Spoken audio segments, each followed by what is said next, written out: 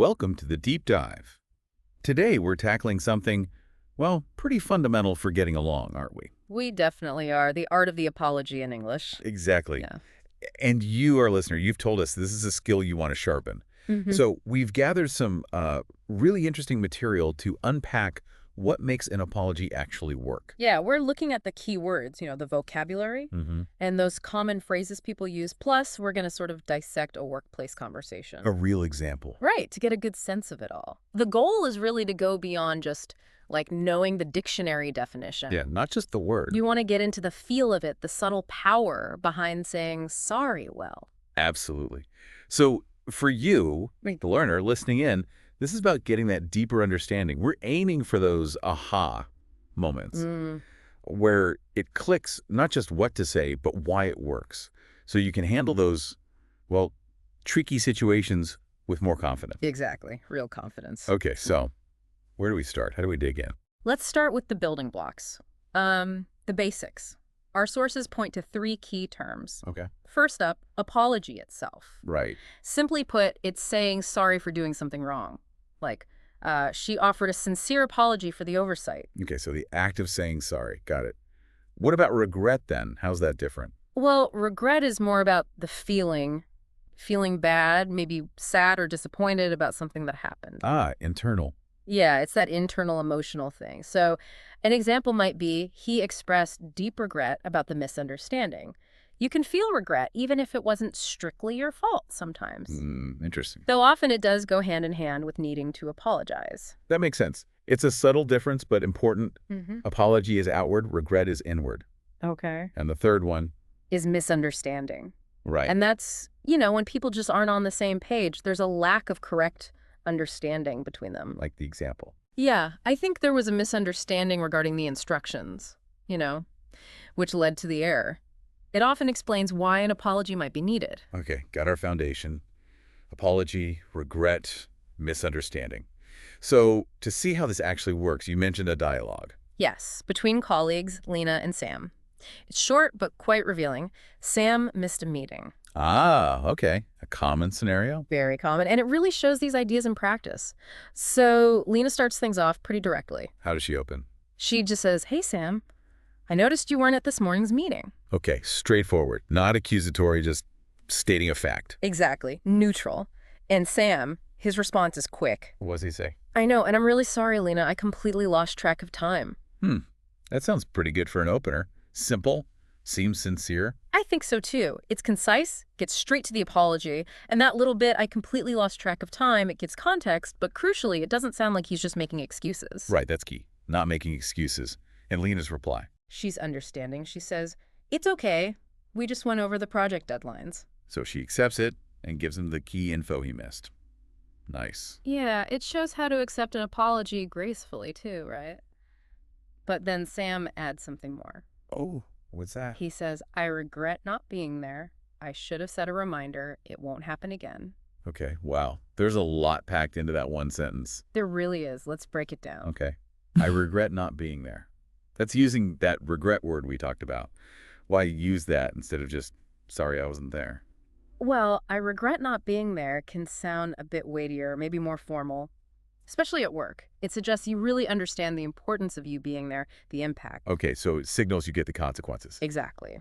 And the next part, "I should have set a reminder." That's huge Why, huge. because it's taking ownership. He's pointing to something specific he should have done differently, not blaming traffic or a slow computer, but his own action or lack of it. Right. Responsibility. And the last bit, it won't happen again. That sounds really important too. Oh, definitely. It's about reassurance. It tackles that unspoken question Lena might have. Okay, but is this going to be a regular thing? Yeah, right. Can I rely on you? Precisely. By saying it won't happen again, he's promising to fix it, rebuilding that trust. It gives a sense of, okay, we can move on. Nice. And then Lena helps him out. Yeah, she says, "Thanks for letting me know. I'll forward you the notes." Which is helpful, supportive. Practical. Right. It solves the immediate problem of him missing the info. And Sam finishes with, Let me guess another apology. sort of. He Yeah. says, "I really appreciate it. And again, sorry for the trouble." Okay, so reinforcing it and acknowledging the inconvenience he caused her. Exactly. Sorry for the trouble. It's a good wrap-up. So, yeah, even that short exchange gives us a lot. Let's Yeah. pull out some of those key phrases Sam used. First, the simple, I'm really sorry. Yeah, its power is in how versatile it is. And it sounds sincere, right? It works for small things, big things. Hmm. Adding really just bumps up the sincerity. Makes sense. Okay, then I regret not being there. We said it's a bit more formal, signals understanding consequences. Can you give another example of when that might be better than just sorry? Imagine maybe Sam's input was like really needed for a big decision in that meeting. Okay. Saying, I regret not being there, really highlights that he gets how significant his absence was for the team or the project. It's more specific than a general, sorry I missed it. Gotcha. It acknowledges the specific loss or impact. Ugh. Okay. And then the promise, it won't happen again. Why is that so reassuring fundamentally? Well, it boils down to trust, doesn't it? In any relationship, work or personal, you need to trust people. True. So when Sam says that, he's basically saying, look, I messed up, I see how, and I'm fixing it. You can count on me next time. It looks forward, which is Yeah. crucial for repairing things. Okay, that makes a lot of sense. So we've got the basics, we've picked apart an example. Let's add a few more tools to the toolkit, other useful phrases. Yeah, the sources give us a few more good ones, like, I didn't mean to. Ah, for accidents. Exactly. When something bad happened, but it wasn't on purpose, like, oops, I don't mean to interrupt you, it clarifies your intention wasn't bad, which can, soften things. That's a really useful one for those everyday awkward moments. What else? There's, I apologize for. How's that different from I'm sorry? It just sounds a bit more formal, good for maybe more official situations, or if you Yeah. want to sound perhaps a bit more serious about your regret. Like in writing, maybe. Could be, yeah. Or maybe apologizing to a client. I apologize for the delay in responding to your email. Okay, so I'm sorry is the all-rounder. I apologize steps up the formality. And the last one in this group, Is sorry about that. the casual one. Totally. For minor stuff, small mistakes, Mhm. informal chats, like the example, oh, sorry about that, I spilled a little coffee. Quick, easy acknowledgement. Right, so choosing the right phrase depends on, well, the situation, the seriousness, who you're talking to. Exactly. It's nuanced, but, it's clearly not just the words you choose. Ah, yes, the delivery, how you say it. Absolutely critical. A good apology has to sound genuine. Your tone needs to be ideally calm, respectful, honest. Because if you say, I'm sorry, but you sound annoyed or defensive. It completely cancels it out. It can even make things worse, right? The apology just falls flat. Yeah, it feels like you don't really mean it. You can have the perfect script, the best words.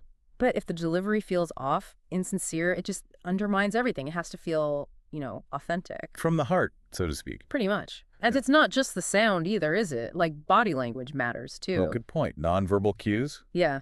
Making eye contact appropriately, of course, maybe having a more open posture rather than like crossed arms. These things reinforce that your words are sincere. It's the whole package. Okay, this has been really useful.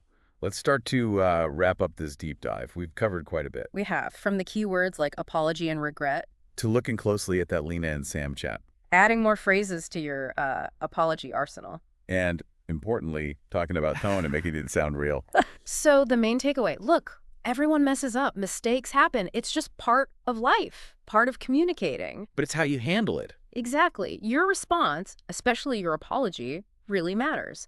A good one, sincere, clear, isn't just about saying words. It's about taking ownership Acknowledging the impact. and showing you intend to learn to do better. And for you, the learner, getting good at this in English isn't just about language points. It's a really valuable life skill, isn't it? Helps in all sorts of relationships. Totally. Personal, professional. It builds integrity, shows empathy. Thinking bigger picture, a well-done apology can actually make a relationship stronger. I agree. It shows maturity, that you're accountable. That builds trust and respect over time. So maybe a final thought for you to reflect on. A good apology isn't just fixing a mistake. It's also showing you're committed to growing and to keeping your relationships healthy. Maybe think about what situations you find toughest for apologizing. And how could you use some of these ideas, these phrases, next time? Definitely worth thinking about. Absolutely. And also how the context changes things.